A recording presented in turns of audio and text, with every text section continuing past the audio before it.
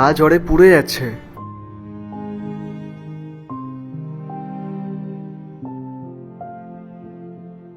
আরে পায়েলের হাত কি করে পুড়ে গেল?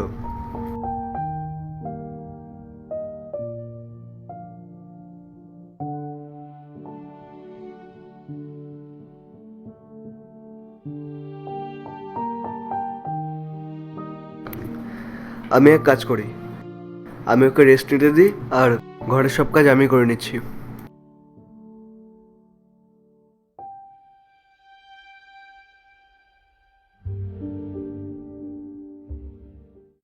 তুমি কখন এলে? আর তুমি আমাকে ডাকোনি কেন?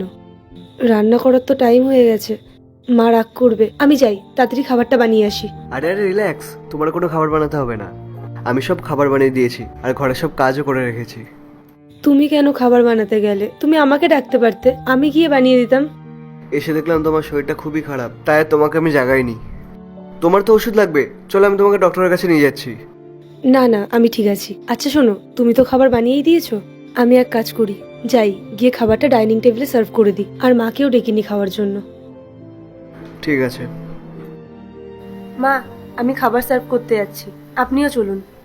এক কাজ করো, তোমার বানানো খাবার না তুমি খেয়ে নাও, আমার খিদে নেই, আমি খাবো না, যাও এখান থেকে।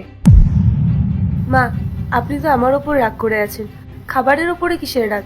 চলুন না, খেয়ে নেবেন। এখন তোমার হুঁশ এসছে? আমি কখন থেকে ডাকছি তোমাকে, তখন তুমি কোথায় ছিলে? আমি খাবো না, একবার বলেছি তো, যাও এখান থেকে। প্লিজ মা, খেয়ে নিন না প্লিজ। আরে মহারানী, তুমি আমাকে ক্ষমা করো, আমাকে একটু শান্তি দাও, যাও তুমি খাওয়ার পারো, আমি যাচ্ছি।